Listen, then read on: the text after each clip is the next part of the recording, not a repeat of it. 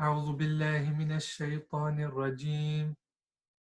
بسم الله الرحمن الرحيم.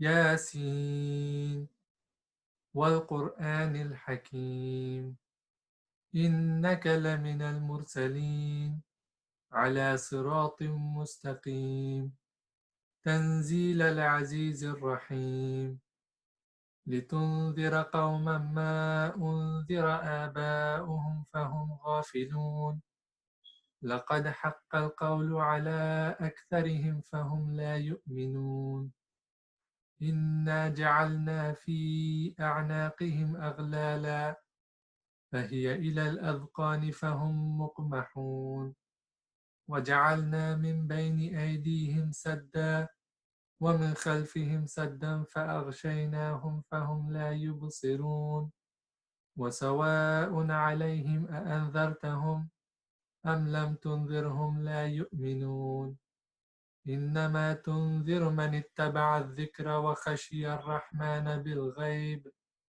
فبشره بمغفرة وأجر كريم إنا نحن نحيي الموتى ونكتب ما قدموا وآثارهم وكل شيء أحصيناه في إمام مبين واضرب لهم مثلا أصحاب القرية إذ جاءها المرسلون إذ أرسلنا إليهم اثنين فكذبوهما فعززنا بثالث فقالوا إنا إليكم مرسلون قالوا ما أنتم إلا بشر مثلنا وما أنزل الرحمن من شيء إن أنتم إلا تكذبون قالوا ربنا يعلم إنا إليكم لمرسلون وما علينا إلا البلاغ المبين قالوا إنا تطيرنا بكم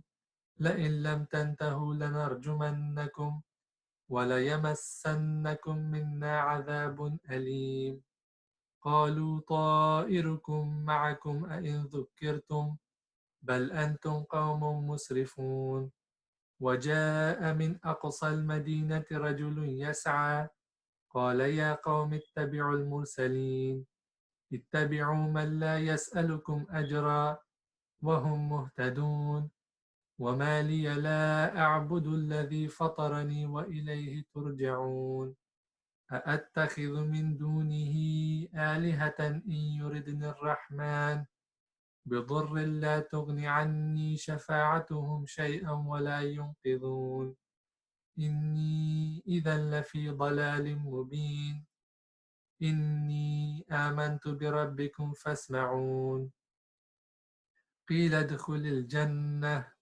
قال يا ليت قومي يعلمون بما غفر لي ربي وجعلني من المكرمين وما أنزلنا على قومه من بعده من جند من السماء وما كنا منزلين إن كانت إلا صيحة واحدة فإذا هم خامدون يا حسرة على العباد ما يأتيهم من رسول إلا كانوا به يستهزئون ألم يروا كم أهلكنا قبلهم من القرون أنهم إليهم لا يرجعون وإن كل لما جميع لدينا محضرون وآية لهم الأرض الميتة أحييناها وأخرجنا منها حبا فمنه يأكلون وجعلنا فيها جنات من نخيل وأعناب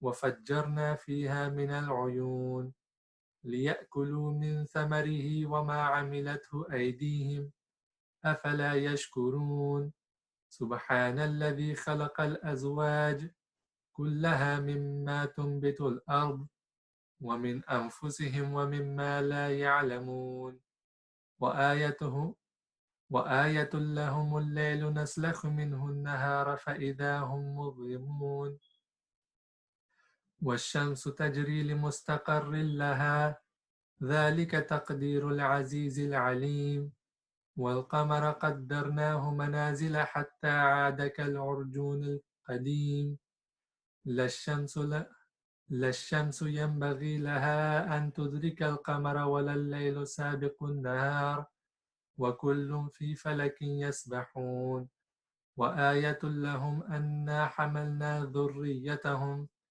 في الفلك المشحون وخلقنا لهم من مثله ما يركبون وإن نشأ نغرقهم فلا صريخ لهم ولا هم ينقذون إلا رحمة منا ومتاعا إلى حين وإذا قيل لهم اتقوا ما بين أيديكم وما خلفكم لعلكم ترحمون وما تأتيهم من آية من آيات ربهم إلا كانوا عنها معرضين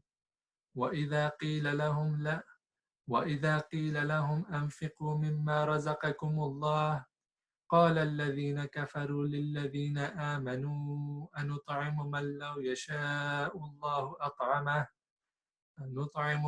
يشاء الله أطعمه إن أنتم إلا في ضلال مبين ويقولون متى هذا الوعد إن كنتم صادقين ما ينظرون إلا صيحة واحدة تأخذهم وهم يخصمون فلا يستطيعون توصية ولا إلى أهلهم يرجعون ونفخ في الصور فإذا هم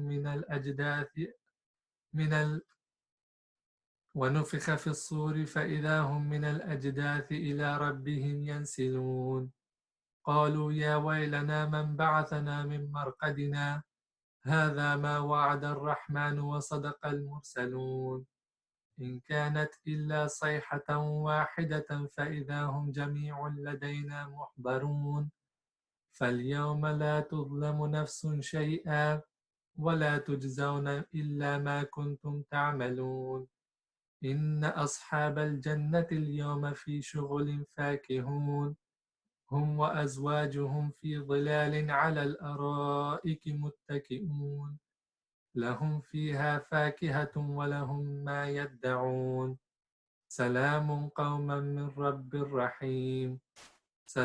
قولا من رب رحيم وامتازوا اليوم أيها المجرمون ألم أعهد إليكم يا بني آدم ألا تعبدوا الشيطان إنه لكم عدو مبين وأن اعبدوني هذا صراط مستقيم ولقد أضل منكم جبلا كثيرا أفلم تكونوا تعقلون هذه جهنم التي كنتم توعدون اصلوها اليوم بما كنتم تكفرون اليوم نختم على أفواههم وتكلمنا أيديهم وتشهد أرجلهم بما كانوا يكسبون ولو نشاء لطمسنا على أعينهم فاستبقوا الصراط فأنى يبصرون ولو نشاء لمسخناهم على مكانتهم فما استطاعوا مضيا ولا يرجعون ومن نعمره ننكسه في الخلق أفلا يعقلون وما علمناه الشعر وما ينبغي له إن هو إلا ذكر وقرآن مبين لينذر من كان حيا ويحق القول على الكافرين أولم يروا أنا خلقنا لهم مما عملت أيدينا أنعاما فهم لها مالكون وذللناها لهم فمنها ركوبهم ومنها يأكلون ولهم فيها منافع ومشارب أفلا يشكرون واتخذوا من دون الله آلهة لعلهم ينصرون لا يستطيعون نصرهم وهم لهم جند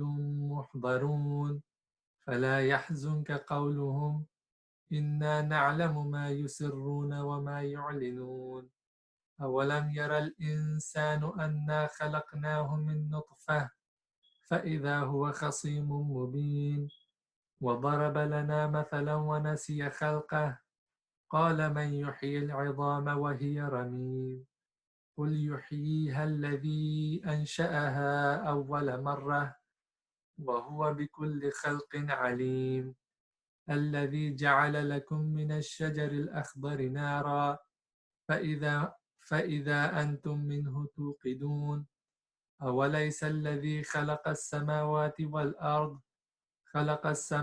والأرض بقادر على أن يخلق مثلهم بلى وهو الخلاق العليم إنما أمره إذا أراد شيئا أن يقول له كن فيكون فسبحان الذي بيده ملكوت كل شيء وإليه ترجعون صدق الله العلي العظيم اللهم صل على محمد وآل محمد. بسم الله الرحمن الرحيم. اللهم إني أسألك برحمتك التي وسعت كل شيء وبقوتك التي قهرت بها كل شيء وخضع لها كل شيء وذل لها كل شيء وبجبروتك التي غلبت بها كل شيء وبعزتك التي لا يقوم لها شيء وبعظمتك التي ملأت كل شيء وبسلطانك الذي على كل شيء وبوجهك الباقي بعد فناء كل شيء وبأسمائك التي ملأت أركان كل شيء وبعلمك الذي أحاط بكل شيء وبنور وجهك الذي أضاء له كل شيء يا نور يا قدوس يا أول الأولين ويا آخر الآخرين اللهم اغفر لي الذنوب التي تهتك العصام اللهم اغفر لي الذنوب التي تنزل النقام اللهم اغفر لي الذنوب التي تغير النعام اللهم اغفر لي الذنوب التي تحبس الدعاء اللهم اغفر لي الذنوب التي تقطع الرجاء اللهم اغفر لي الذنوب التي تنزل البلاء اللهم اغفر لكل ذنب أذنبته وكل خطيئة أخطأتها اللهم إني أتقرب إليك بذكرك وأستشفئ بك إلى نفسك وأسألك بجودك أن تدنيني من قربك وأن توزعني شكرك وأن تلهمني ذكرك اللهم إني أسألك سؤال خاطئ متذلل خاشع أن تسامحني وترحمني وتجعلني بقسمك راضيا قانعا وفي جميع الأحوال متواضعا اللهم وأسألك سؤال من اشتدت فاقته وأنزل بك عند الشدائد حاجته وأظم فيما عندك رغبته اللهم أظم سلطانك وألا مكانك وخفي مكرك وظهر أمرك وغلب قهرك وجرت قدرتك ولا يمكن الفرار من حكومتك اللهم لا أجد لذنوبي غافرا ولا لقبائه ساترا ولا لشيء من عملي القبيح بالحسن مبدلا غيرك لا إله إلا أنت سبحانك وبحمدك ظلمت نفسي وتجرأت بجهلي وسكنت إلى قديم ذكرك لي ومنك عليّ اللهم مولاي كم من قبيح سترته وكم من فاده من البلاء أقلته وكم من إثار وقيته وكم من مكروه دفعته وكم من ثناء جميل لست أهلا له نشرته اللهم أضم بلائي وأفرت بي سوء هالي وقصرت بي أعمالي وقعدت بي أغلالي وهبسني النفع بعد أملي وخدعتني الدنيا بغرورها ونفسي بجنايتها ومطالي يا سيدي فأسألك بعزتك أن لا يحجب عنك دعائي سوء أملي وفعالي ولا تفضحني بخفي ما اطلعت عليه من سري ولا تؤاجلني بالعقوبة على ما عملته في خلواتي من سوء فعلي وإساءتي ودوام تفريطي وجهالتي وكثرة شهواتي وغفلتي. وكن اللهم بعزتك لي في كل الأحوال رؤوفا، وعلي في جميع الأمور أتوفا. إلهي وربي من لي غيرك، أسأله كشف ضري والنظر في أمري. إلهي ومولاي، أجريت علي حكما اتبعت فيه هوى نفسي، ولم أهترس فيه من تزيين عدوي، فغرني بما أحوى وأسأده على ذلك القضاء، فتجاوزت بما جرى علي من ذلك بعد هدودك، وخالفت بعد أوامرك، فلك الحمد علي في جميع ذلك، ولا حجة لي فيما جرى علي فيه قضاؤك، وألزمني حكمك وبلاؤك. وقد أتيتك يا إلهي بعد تقصيري وإسرافي على نفسي، معتذرا نادما منكسرا مستقيلا، مستغفرا منيبا مقرا مذعنا معترفا، لا أجد مفرا مما كان مني، ولا مفزعا أتوجه إليه في أمري غير قبولك أذري، وإدخالك إياي في سعة رحمتك. اللهم فاقبل أذري، وارحم شدة ضري، وفكني من شدي وثاقي. يا رب ارحم ضعف بدني ورقة جلدي ودقة عظمي، يا من بدأ خلقي وذكري وتربيتي وبري وتغذيتي. هبني لابتداء كرمك وسالف برك بي. يا إلهي وسيدي وربي، أتراك مؤذبي بنارك بعد توحيدك، وبعد ما انطوى عليه قلبي من معرفتك، ولهج به لساني من ذكرك، واعتقده ضميري من حبك، وبعد صدق اعترافي ودعائي خاضعا لربوبيتك. هيهات، أنت أكرم من أن تضيع من ربيته، أو تبعد من أدنيت، أو تشرد من آويت، أو تسلم إلى البلاء من كفيته ورحمت.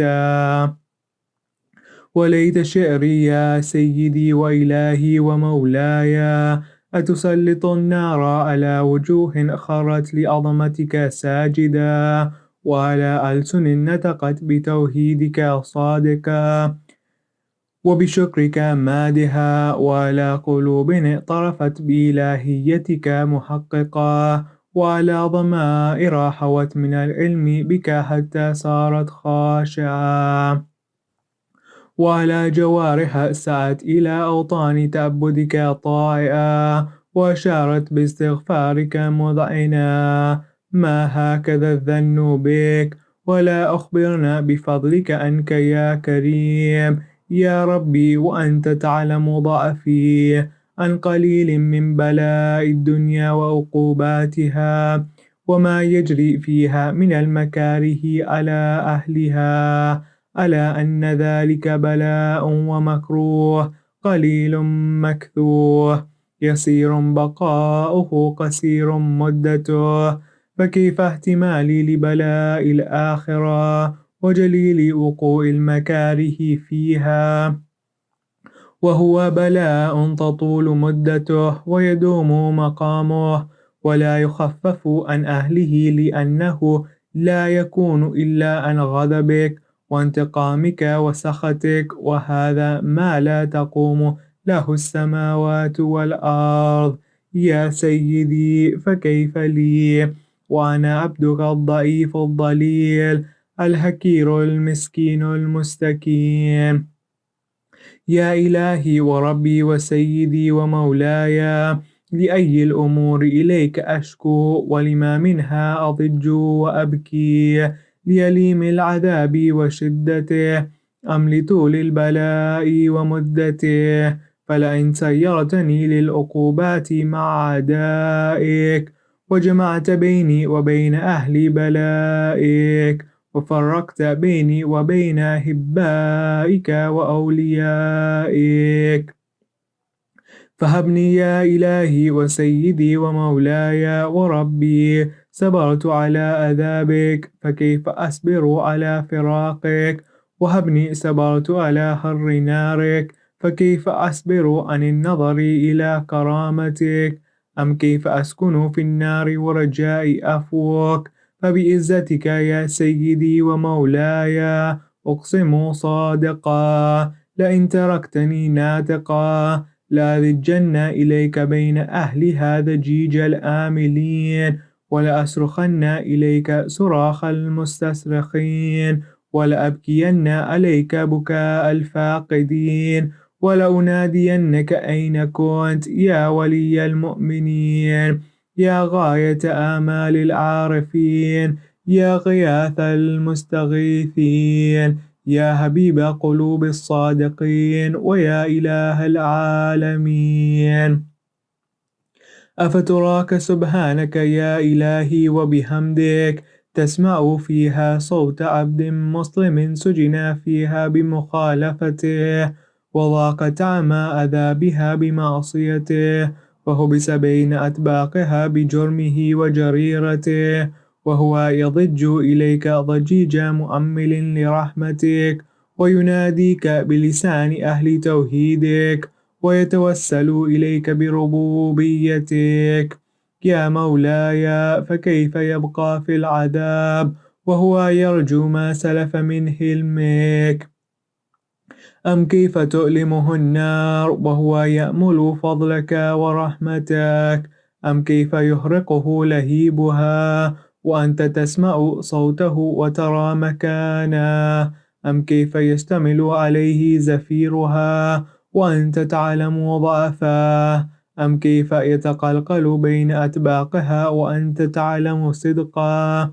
أم كيف تزجره زبانيتها وهو يناديك يا رباه؟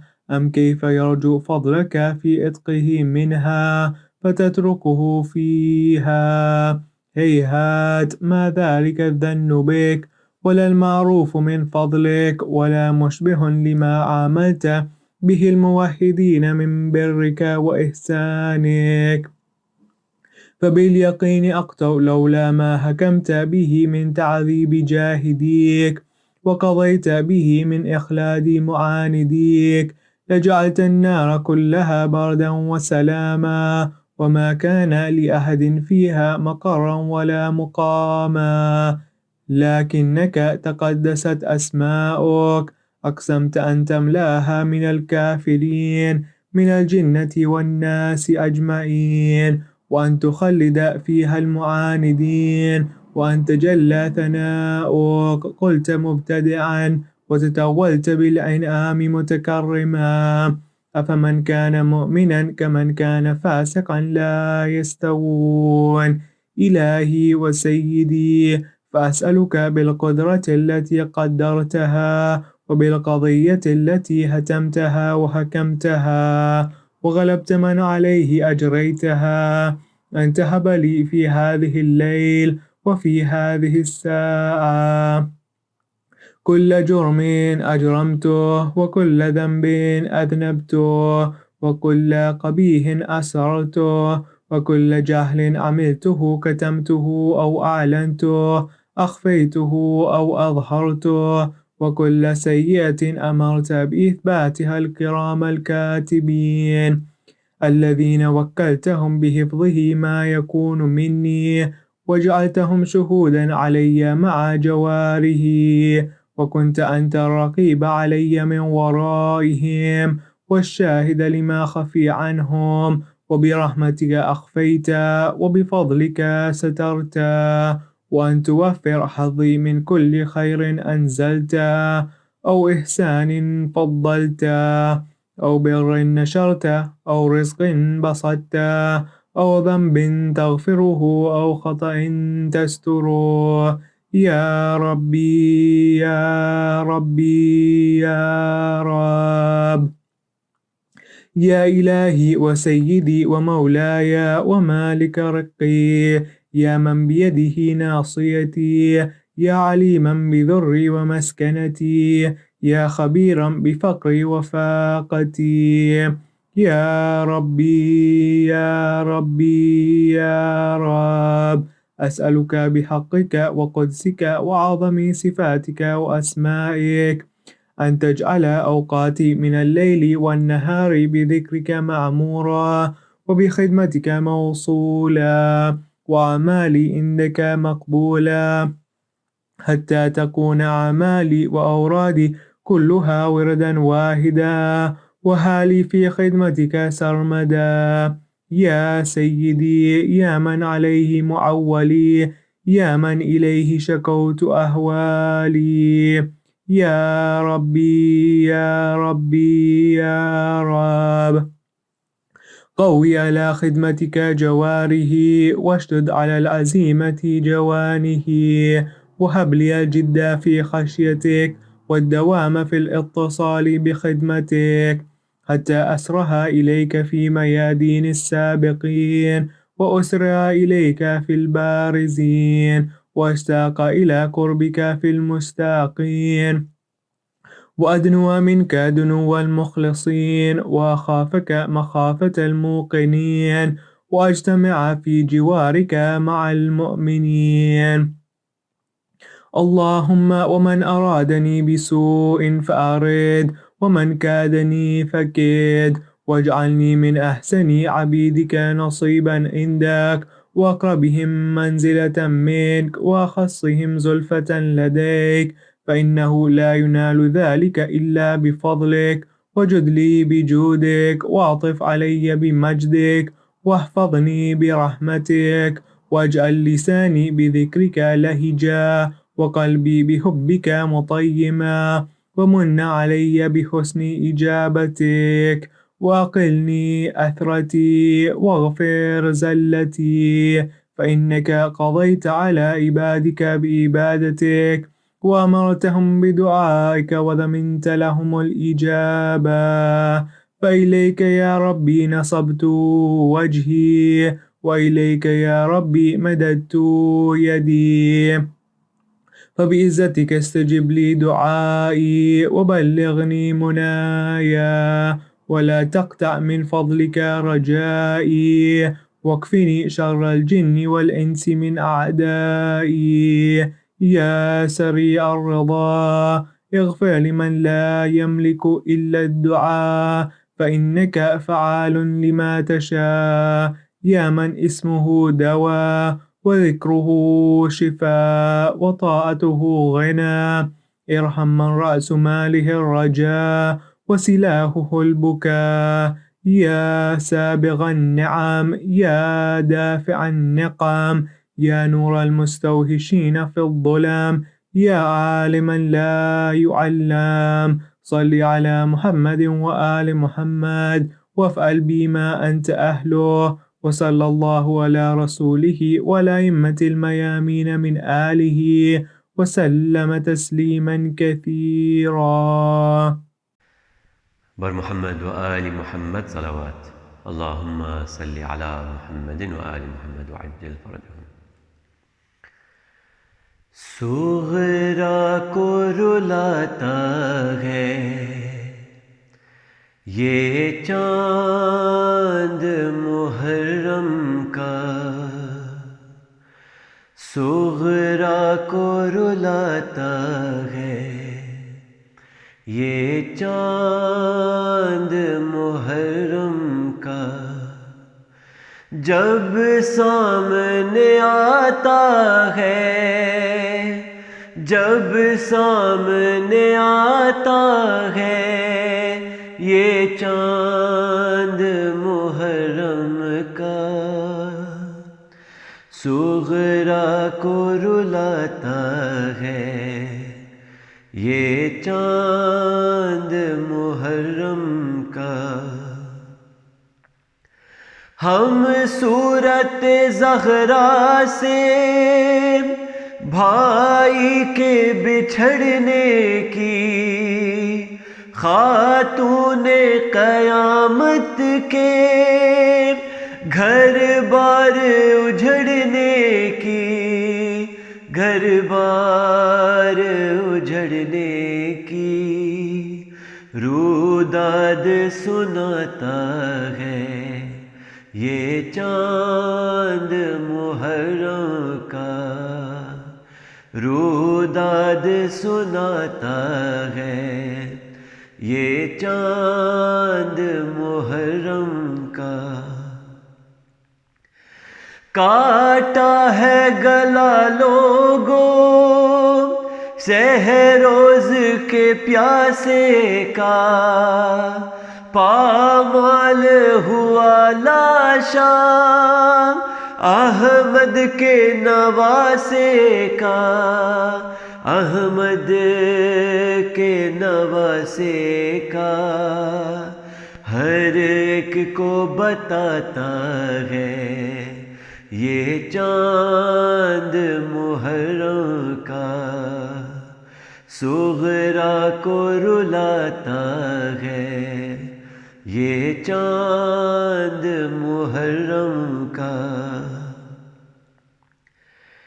تصویر دکھاتا ہے احمد کی جوانی کی، ہر شخص کو دنیا میں کربل کی کہانی کی، کربل کی کہانی کی تفسیر بتاتا ہے یہ چاند محرم کا، تفسیر بتاتا ہے یہ چاند محرم کا، صغرا کو رلاتا ہے یہ چاند محرم کا۔ کربل کی زیارت کو جو آنکھ ترستی ہے، شبیر تیرے غم میں جو آنکھ برستی ہے، جو آنکھ برستی ہے، اس آنکھ کو بھاتا ہے یہ چاند محرم کا، صغرا کو رلاتا ہے یہ چاند محرم کا۔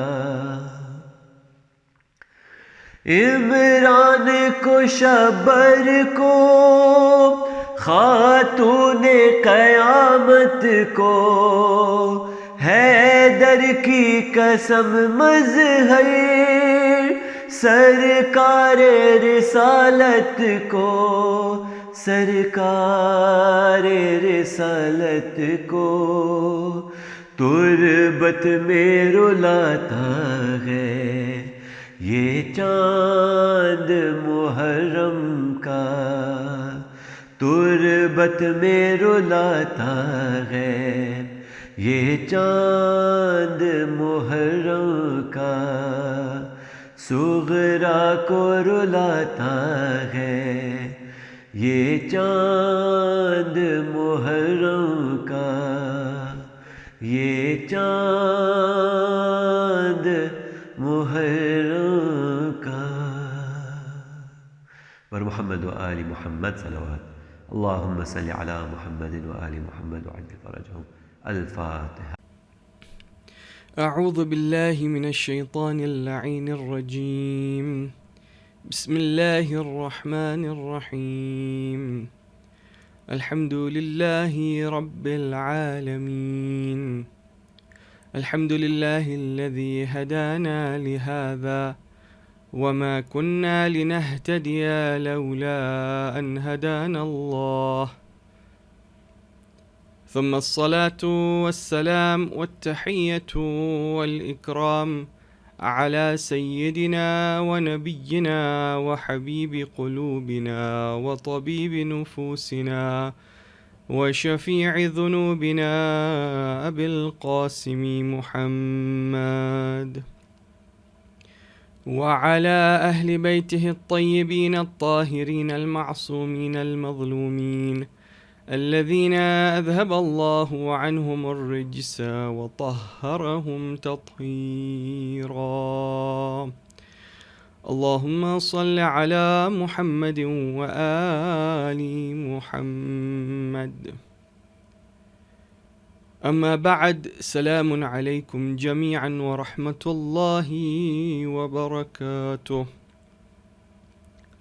We begin in the name of Allah Azza wa Jal, the most compassionate Lord, the Master of creation, the one who is responsible for caring for us and showering His blessings upon us in every moment of our existence. And it is a great blessing and an honor indeed for us to be able, despite the circumstances, to come together, albeit virtually, in order to commemorate the Aza of Abu Abdullah al-Hussein alayhi salam. Karbala and Ashura and its commemoration holds a central position and a central place for the lovers of the Ahlul Bayt alayhimus salam.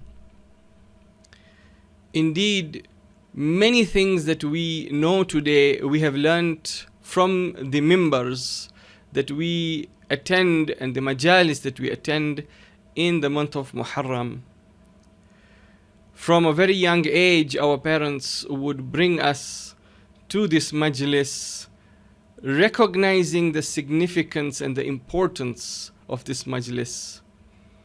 And we learnt and began our education in Islam from that very young age, listening to all types of Islamic teachings and guidance that come before the masa'ib and the recounting of the hardships and difficulties faced by Abu Abdullah al-Hussein alayhi salam in Karbala. And so we find that there is a blessing that has been bestowed upon us by the sacrifice of Imam al-Hussein alayhi salam. And this great blessing is what has enabled us to grow as a community of believers. Indeed, when we look at the history of our specific community, we find that one of the reasons why we have managed to survive all the different difficulties and travails that we have faced as a community is because of the majalis of Imam al-Hussein alayhi salam. And so it behooves us to give thanks to Allah Azza wa Jal for the opportunity to once again sit on the farsh aza, on the carpet where the believers sit and cry for Imam al-Hussein alayhi salam. Now, in the 12 coming nights, Insha'Allah ta'ala, we have been blessed with the opportunity to address the believers in Toronto and indeed throughout the world. So what we have chosen for our specific topic is the contemporary issues that Islam can address, because one of the questions that is often posed to us is, what is the significance of Islam in this contemporary modern age? Is it that Islam is no longer significant? Does it really hold any relevance in the world today? And so if it does, then it should be able to provide answers for the very burning questions like racism, questions like the issue of how we should perceive the other, quote unquote, meaning the non-Muslims, and so on and so forth. So we will take the opportunity, inshallah, to discuss some of these contemporary issues in the light of Islamic teachings, inshallah ta'ala. For the introductory talk that we want to embark upon tonight, inshallah, we will be looking at the world as a system of causes and effects. Of course, this is just an introduction. We know that Allah Azza wa Jal has created this universe and has created this world in a very beautiful, systematic manner. And we find everything is so beautifully arranged. Take the example of how birds feed their nestlings. When those hatchlings and those chicks come out of their eggs for the first time in the nest, they are unable to feed themselves. So the mother goes and catches the worms or any other kind of food and brings it and puts it inside the mouth of the chicks. And slowly and gradually, this enables that chick to grow, and it becomes a bird that is able then to fly out of the nest and become independent. Just observing this in nature gives us pause for thought, and it teaches us that everything is beautifully systematic in the world. Now, when we look at creation, we find that Allah has instituted two different kinds of systems. There is the generative or creative system known as takween.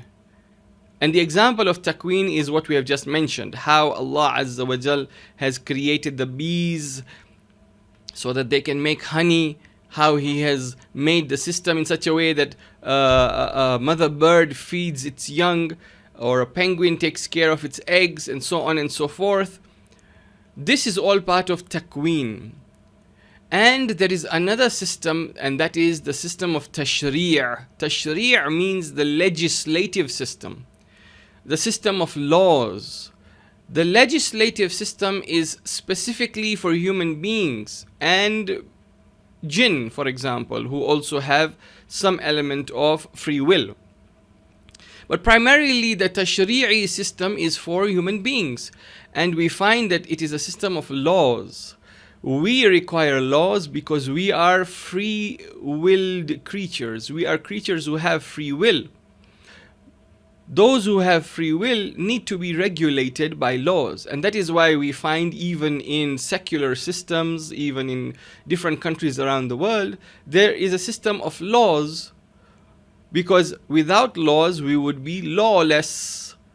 And therefore we find Allah Azza wa Jal has created this universe and instituted for us human beings the tashri', the legislative system. So we are in a system of takween and tashri', meaning the natural order of things that we see around us, which is takween. When we are born as children and we grow, and then as we become older, we find our body once again becomes frail after it had been strong. This is the order of takween. This is the creative order. It's the natural processes we find around us. And on the other side, we have tashri', which is the legislative system.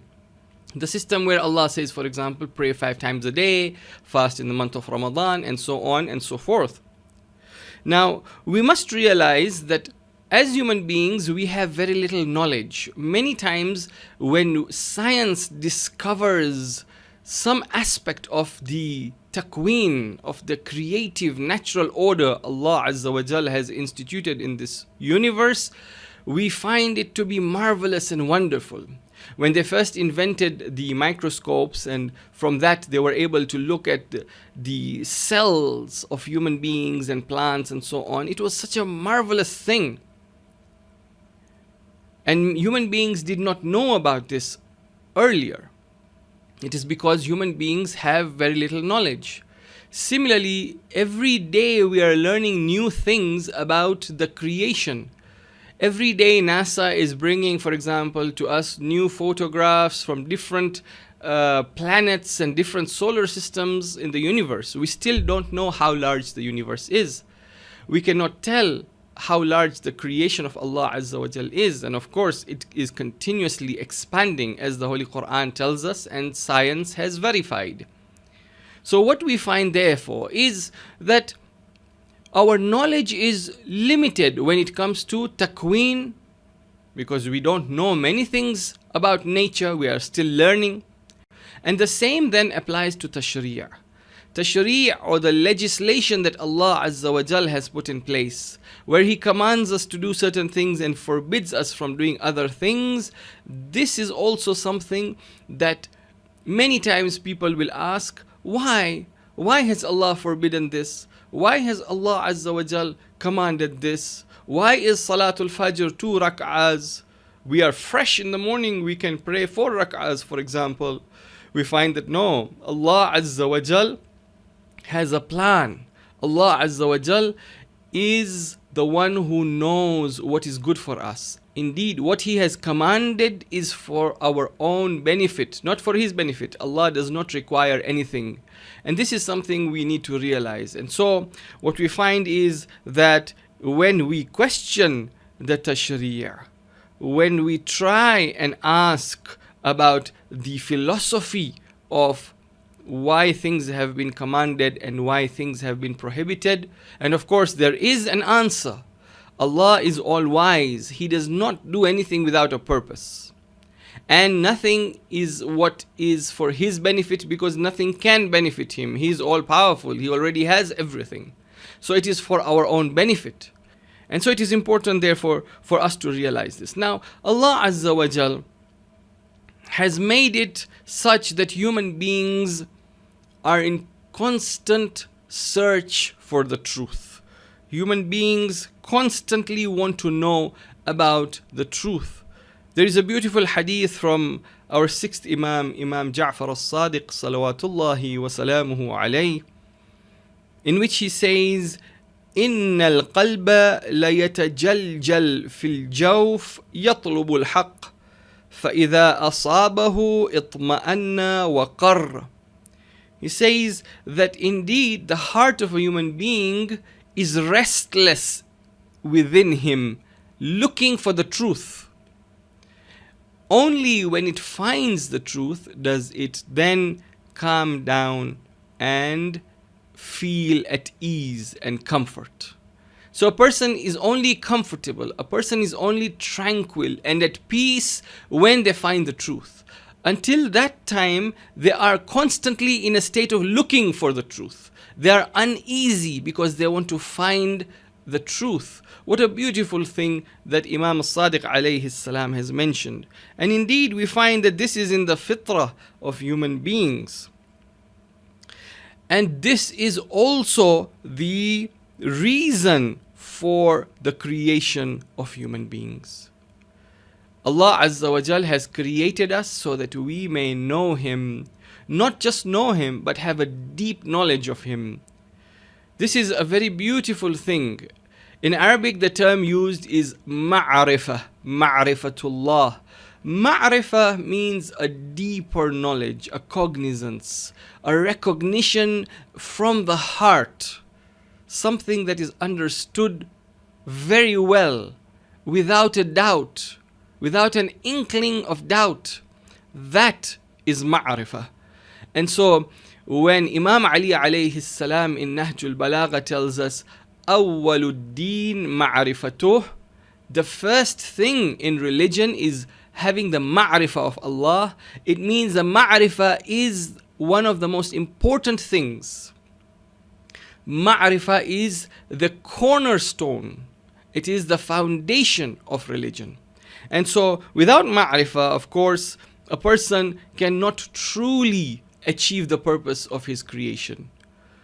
Aba Abdullah al-Hussein alayhi salam has a beautiful tradition in which he says, أيها الناس إن الله جل ذكره ما خلق العباد إلا ليعرفوه فإذا عرفوه عبدوه فإذا عبدوه استغنوا بعبادته عن عبادة من سواه. Aba Abdullah al-Hussein alayhi salam says, indeed Allah did not create human beings except that they should gain ma'rifah of Him. إِلَّا لِيَعْرِفُوهُ. And once they have ma'rifah of Allah, what happens? فَإِذَا عَرَفُوهُ عَبَدُوهُ. Then they will become subservient to Him. And then once they have become subservient to Him, فإذا عبدوه استغنوا بعبادته عن عبادة من سواه. Once they have become subservient to him, then they become free and independent of having to become subservient to anyone else. We see in our lives that human beings many times become subservient to other human beings, to other creatures, in order to acquire what they need from them. But if we truly know Allah and we become His slaves, we submit entirely to Him, then we would never need to enslave ourselves or to submit ourselves to anyone other than Him. Without ma'rifatullah, a person will stray from the path. And this is seen very beautifully in the example given to us about Bani Israel. In the Holy Quran, Allah Azza wa Jal gives us the example of the Bani Israel who were blessed with so many blessings. In fact, if you look at Surah Al-Baqarah, we find that from verse 47 to verse 60, Allah Azza wa Jal mentions 10 blessings that the Bani Israel were given at the time of Musa alayhi salam. Let us mention at least 2 or 3 of these blessings. From these verses we read, يا بني إسرائيل اذكروا نعمتي التي أنعمت عليكم وأني فضلتكم على العالمين. O Bani Israel, remember the blessings that I bestowed upon you, Allah tells them, and that I honored you above all the people of your time. That is the first blessing.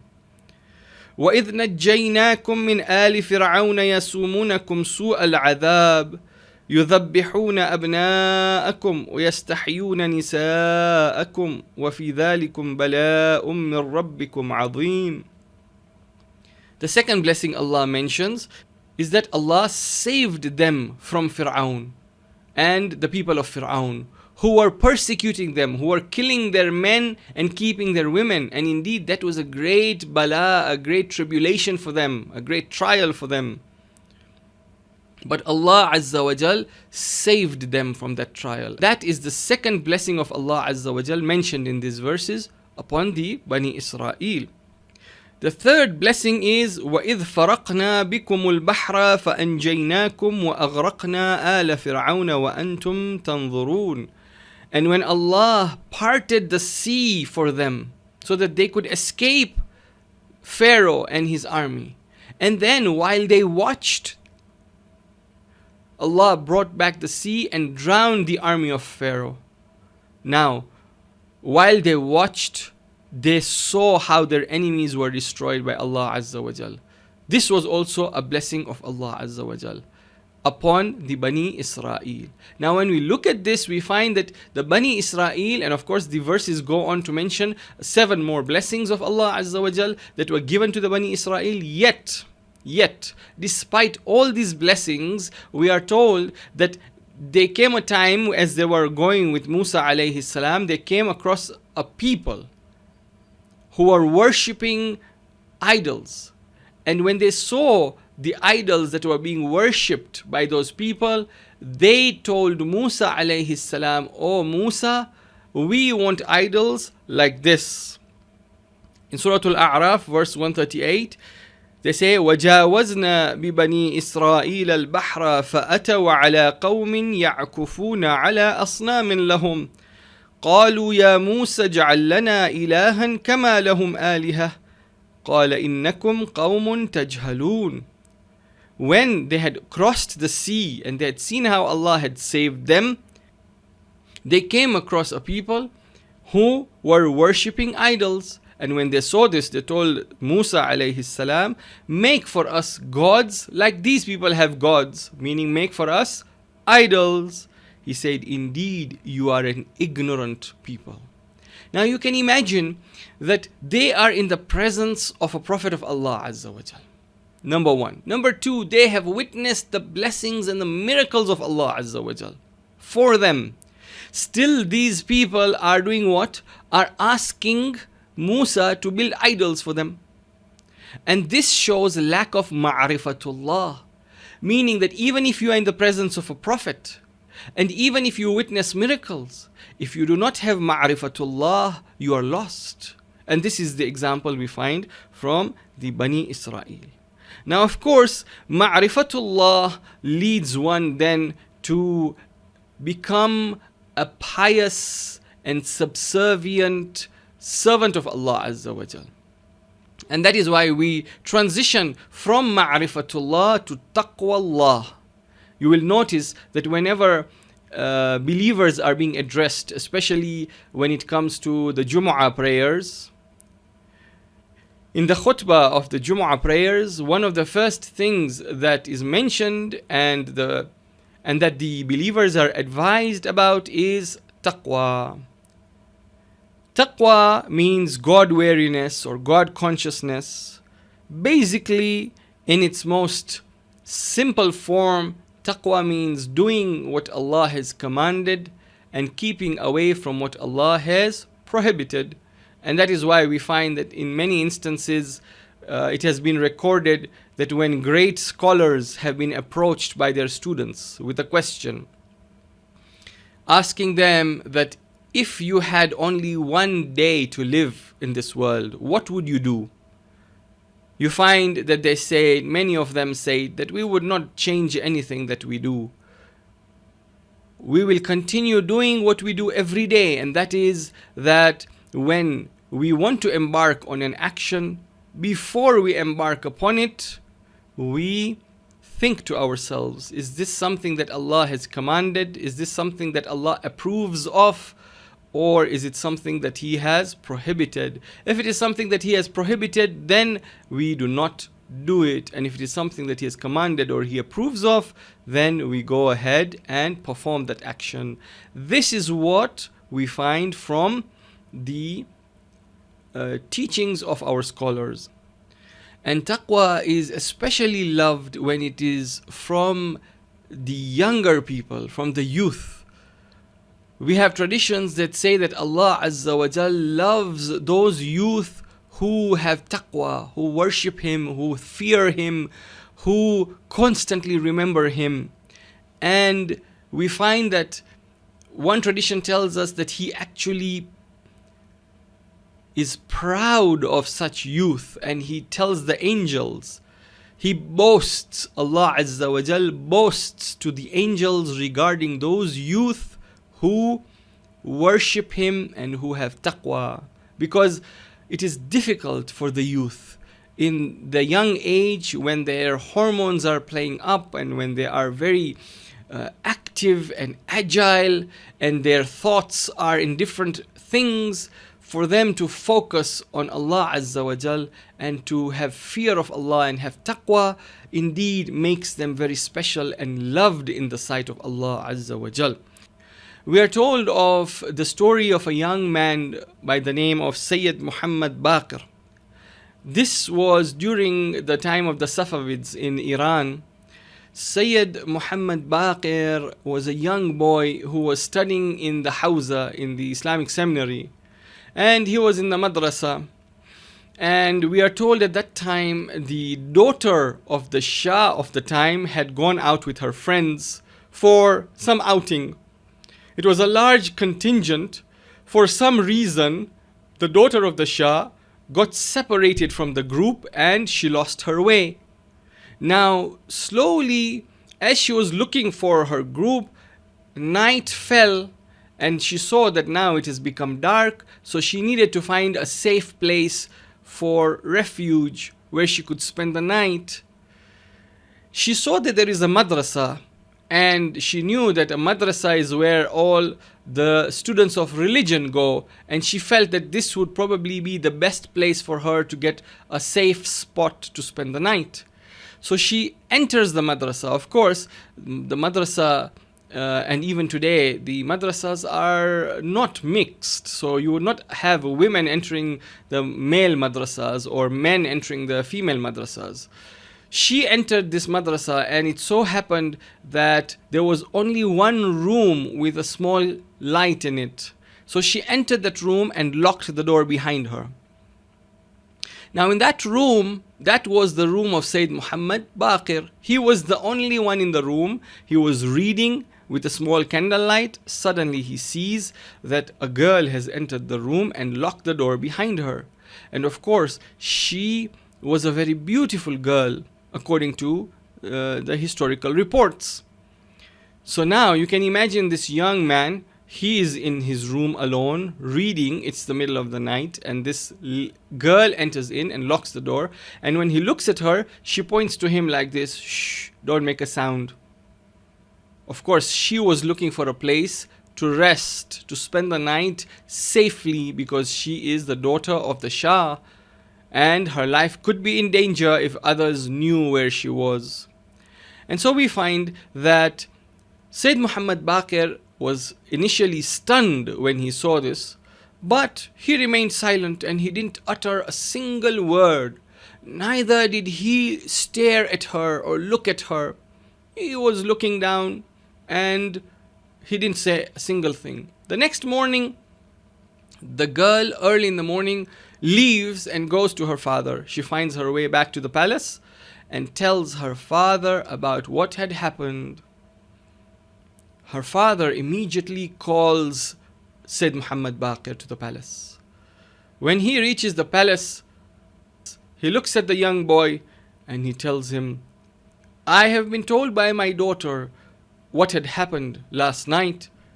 How is it that you spent the whole night in the same room with my daughter, yet you did not even look at her or speak to her, despite her beauty?" Sayyid Muhammad Baqir shows the Shah his 10 fingers.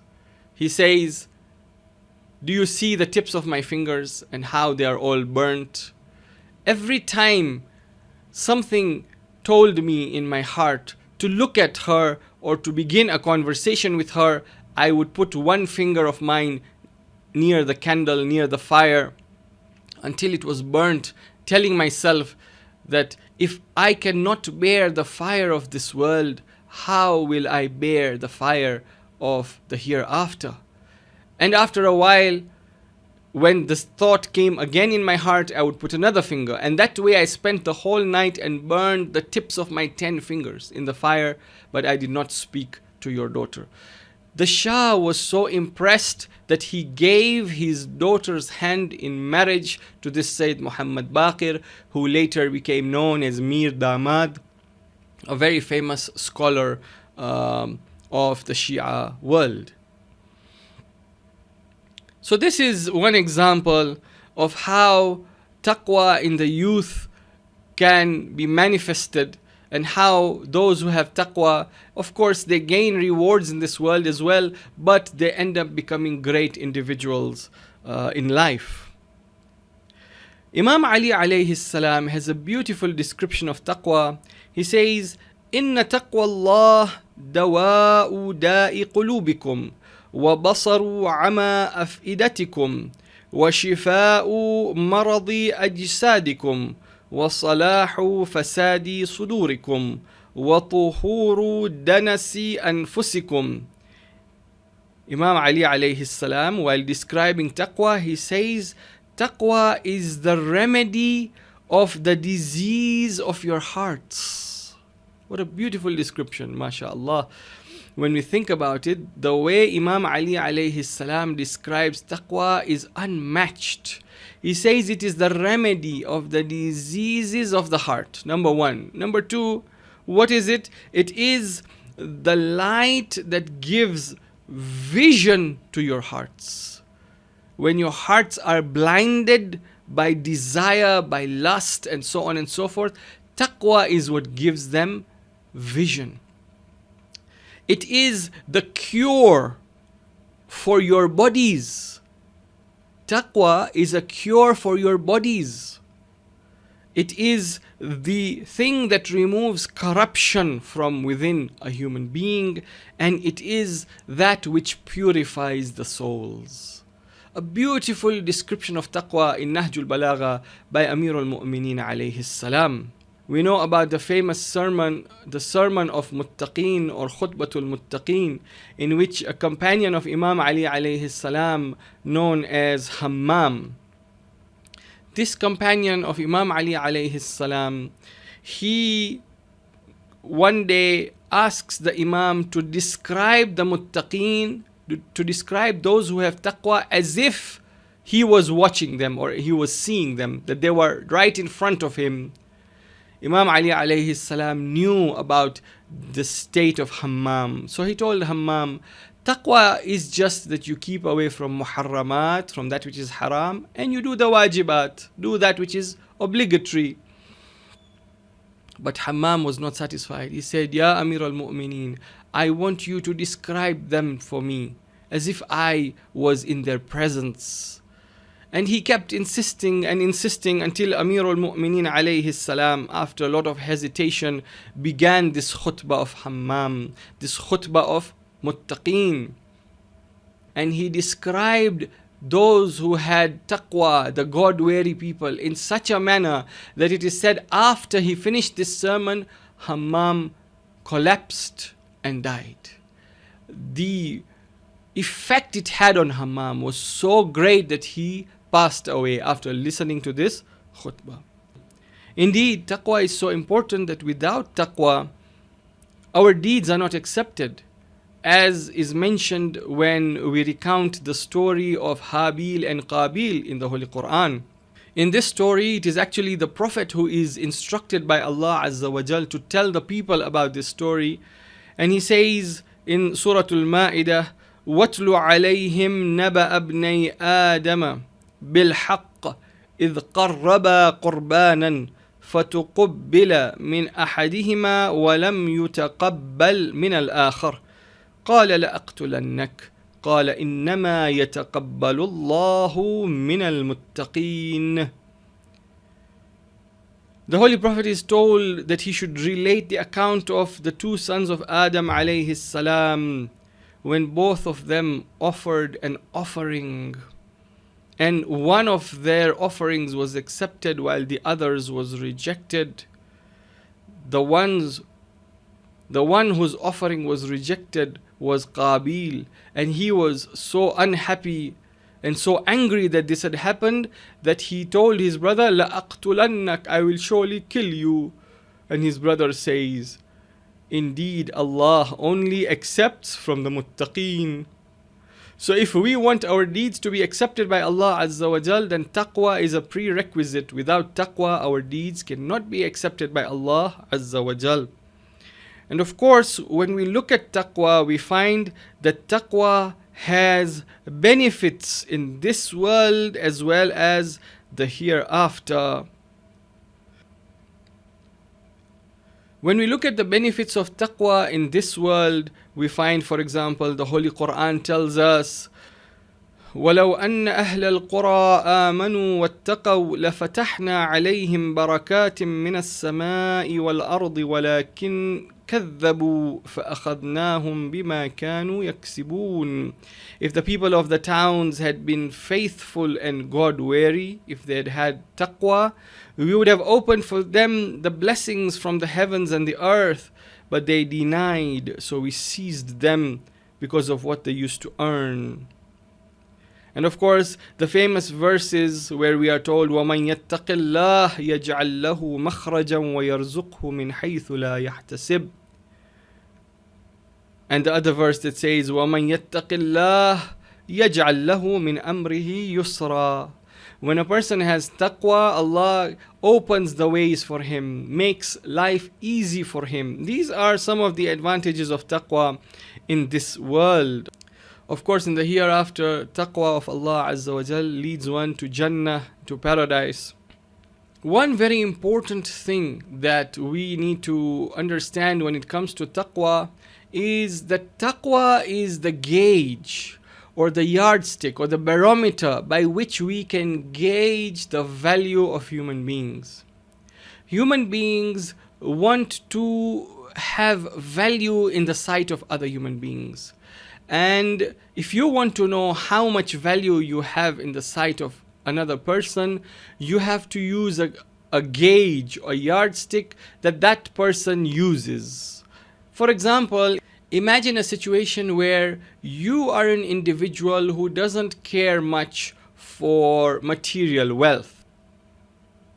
you're not too worried about your account balance or how much money you have. As long as you have enough to sustain you and your family, you're satisfied. You are one of those contented people who has no greed in his heart. Now, even if you are such an individual and you are, say, invited by 2 or 3 companies to join their company and you are called for an interview, how would you gauge what value that company has placed on you? How much they value you? You would gauge it based on the offer they give you when they interview you, when it comes to what kind of salary they will give you. Though you are not a person who cares much about it, but you want to know how much they value you. So you ask them what salary they are offering. And the first company that invites you is very cordial. They have smiles on their faces. They invite you in. They give you a cup of coffee. They speak with a lot of respect. They talk to you about how much your contribution would mean to them. But when it comes to the salary, they offer you something very little. They offer you what a junior member of staff would be offered. And then you go to the next company, and for the next interview you find that they're all serious and they don't offer you anything to drink and they go straight to the point.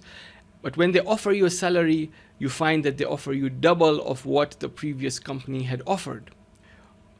Obviously you realize that these people value you more, because when it comes to such a setting, the thing that is used as a yardstick is how much they are willing to pay in terms of salary. And so here, because the yardstick is how much money they will give you, based on that you can know how much they value you. Though the first company was all smiles, but they didn't truly value you. See? And so it is important therefore to realize that when it comes to valuing a person, different yardsticks are used. Now, for example, when it comes to the Hawza, just to give you another example, we find that a different kind of yardstick is used. It is mentioned by some scholars that some of the great ulama and maraji', when they would teach their bahth kharij, the most advanced classes, if anyone had a question, they would say, write it down on a paper and put it in the box. One of the teachers would do this. He would tell his students to write down any questions they had and put it in the box, and then he would take that box of questions, and the next day all the questions that he found to be important and valuable, he would read out those questions and then begin a discussion to present the answers to those questions. Now, if your question was read out, it means that it had value. It means that your level of understanding was such that you are able to pose a question that the teacher found valuable. So in that setting, value is gauged by whose questions are read out. Now, in Islam, Allah Azza wa Jal puts value on human beings based on taqwa. Inna akramakum indallahi atqakum. Those who are muttaqi, those who have taqwa, are those who are greatest in the eyes of Allah, most honored by Allah Azza wa Jal. As we had mentioned, aside from the benefits of taqwa in the hereafter, taqwa has benefits in this world as well. We are told of the anecdote of a very pious muttaqi man who was poor but always had this desire to go for Hajj.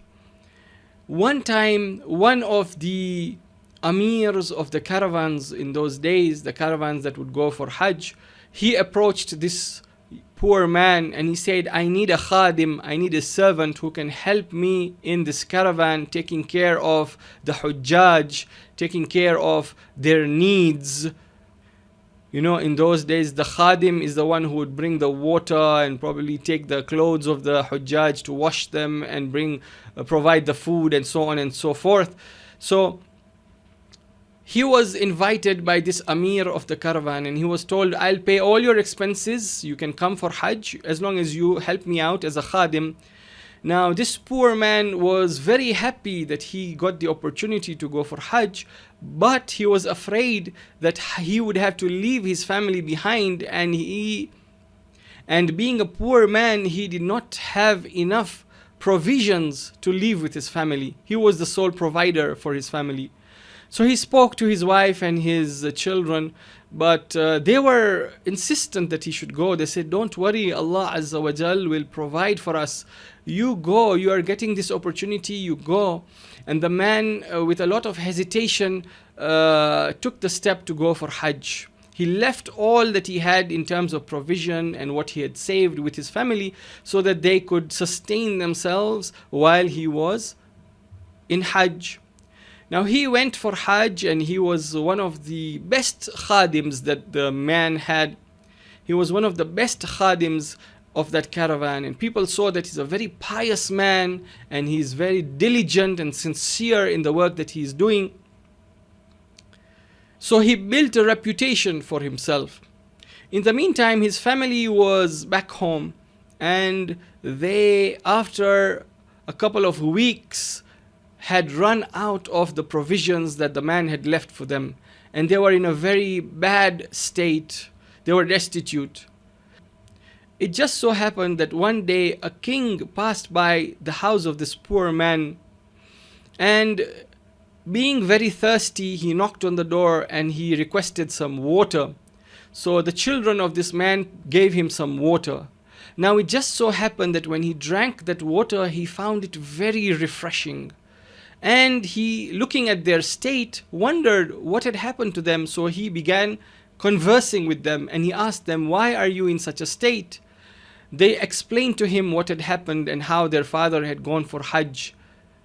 Being moved by their plight, the king gave them a gift of a very handsome sum of money, which changed their state from being poor to actually becoming quite rich. In the meantime, the man who had gone for Hajj was continuing the khidmah and the service of the Hujjaj, and he was serving them, he was providing for them. It just so happened that the Amir of the caravan fell ill, and he was very sick. So somebody told the Amir that this khadim, this man here, he looks like a very pious man. Why don't you request him to come and do dua for you that you may become well? So the Amir calls this man, and the poor man goes to him and he raises his hands and does dua, and in a short while the Amir regains his health and becomes well again. The Amir is very happy and pleased, and he tells this poor man that now you are no longer the khadim of this caravan, you are now a member of our caravan. I am relieving you of all your duties. And on top of that, he gave him a handsome reward, and the man continued his Hajj, and he returned a rich man, only to find that his family also was rich. And this is one of the examples of how having the taqwa of Allah Azza wa Jal can help a person in this world as well as the hereafter.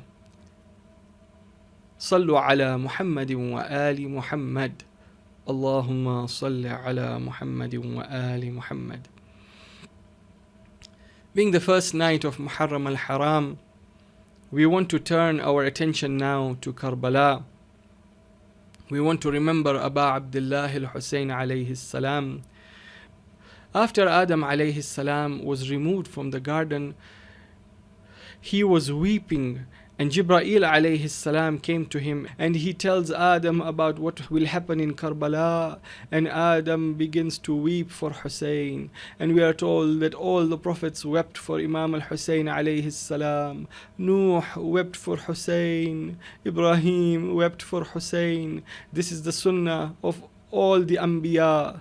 And when Imam al-Hussein alayhi salam was born, we are told that Jibreel came to the Holy Prophet at the time when the Holy Prophet was kissing Hussein and holding him in his arms, and he said, "O Prophet of Allah, do you love Hussein?" The Prophet said, "Yes, I love Hussein. I have this deep connection and love for Hussein which I cannot explain." And Jibreel says, do you know what your ummah will do to Hussein after you? And then he begins to recite what will happen to Imam al-Hussein. As such, it is Jibreel who recited the first majlis of Aba Abdullah. And upon hearing it, the Holy Prophet wept for Imam al-Hussein. And then the Holy Prophet recited the same masa'ib and the same majlis to Janab Fatimatu Zahra and Imam Ali alayhi salam. And perhaps after hearing what will happen to her son in Karbala, Fatima alayha salam might have asked, oh my father, will you be alive at the time? And Rasulullah would have said no. And then she may have asked, what about Ali? No. What about myself? No. What about Al-Hassan? No. And then she might have asked, oh my father, then who will weep for my Hussein? And perhaps the Holy Prophet might have said, Allah will create a community whose elders will weep for the elders of Hussein, whose youngsters will weep for the youngsters of Hussein. Ajrukum ala Allah, ajrukum ala Allah. Imam al-Hussein alayhi salam witnessed the martyrdom of his father Imam Ali. He witnessed the death of his mother Fatimatu Zahra. He witnessed the death of his grandfather Rasulullah. When it came to his brother Imam al-Hassan alayhi salam, as Imam al-Hassan alayhi salam was vomiting pieces of his flesh, Imam al-Hussein was seated next to him weeping. Imam Hassan alayhi salam opened his eyes and saw his brother Hussein weeping. He said, don't cry, O Aba Abdullah. La yawmaka yawmika ya Aba Abdullah. There is no day like your day, O Aba Abdullah. Ajrukum ala Allah, ajrukum ala Allah. We are reminded of the time when after Muawiyah died and Yazid came to power, and he sent the letter to his governor Walid in Medina telling him to take the bay'ah from Hussein ibn Ali, and Walid sent for Imam al-Hussein alayhi salam, and Imam al-Hussein knew that something was wrong, so he told the youth of Bani Hashim, O youth of Bani Hashim, come with me, but stand outside the palace gates. If you hear my voice raised, then come inside. So Imam al-Hussein goes with the youth, and then he goes alone inside the palace. A conversation ensues, and we find that Walid asks the Imam for bay'ah, and the Imam rejects giving him bay'ah. Mithli la yubayi'u mithlah. How can one like me give bay'ah to one like Yazid? It is impossible. Marwan was there, and he told Walid, oh Walid, strike the head of Hussein before he leaves here. Upon hearing this, the anger and the jalal of Imam was raised, and he said, who will strike my head? You? And when his voice was raised, this Banu Hashim rushed into the palace with their swords unsheathed. Seeing that scenario, Walid did nothing and allowed Imam al-Hussein to live in peace. But come to the day of Ashura, where are all these youth of Bani Hashim? When the Imam cries out, where are you, O my Abbas? Where are you, O my Ali Akbar? And no reply comes from them, for indeed they have sacrificed their lives for Abu Abdullah. ألا لعنة الله على القوم الظالمين وسيعلم الذين ظلموا آل محمد أي منقلب ينقلبون إنا لله وإنا إليه راجعون.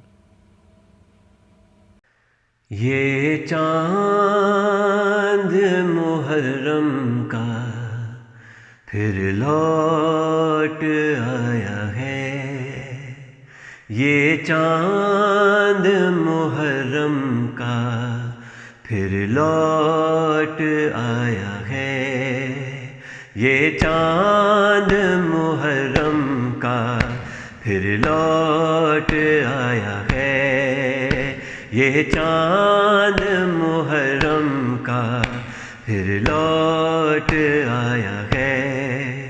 Shabir का गम फिर से, शबीर का गम फिर से ہر سمت چھایا ہے یہ چاند محرم کا پھر لوٹ آیا ہے یہ چاند محرم کا پھر لوٹ آیا ہے قتل حسین کو ماتم سے کر دو تازہ قتل حسین کو ماتم سے کر دو تازہ پیغام یہ زینب کا پیغام یہ زینب کا پھر ساتھ لایا ہے یہ چاند محرم کا پھر لوٹ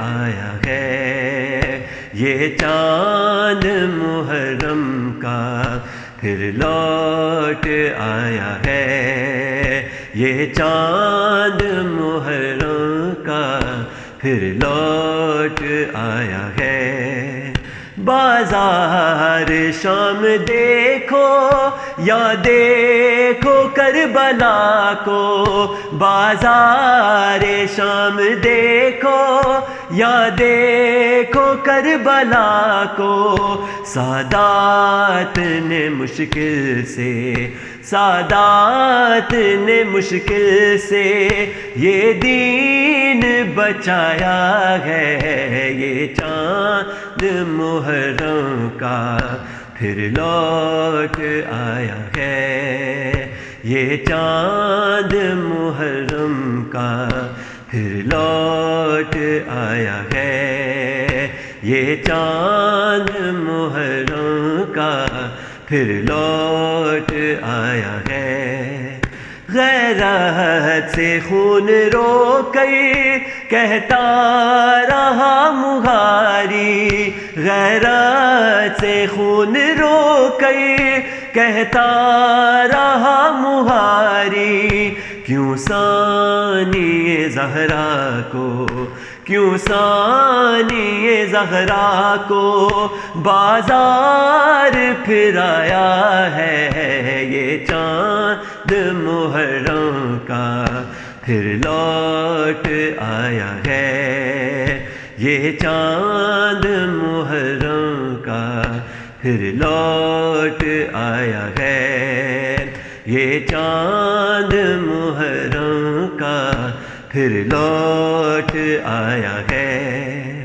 عباس تیرے بازو جب سے کٹے ہیں بھیا عباس تیرے بازو جب سے کٹے ہیں بھیا زینب پہ ظلمتوں کا زینب پہ ظلمتوں کا بادل سا چھایا ہے یہ چاند محرم کا پھر لوٹ آیا ہے یہ چاند محرم کا پھر لوٹ آیا ہے شبیر کا غم پھر سے شبیر کا غم پھر سے ہر سمت چھایا ہے یہ چاند محرم کا پھر لوٹ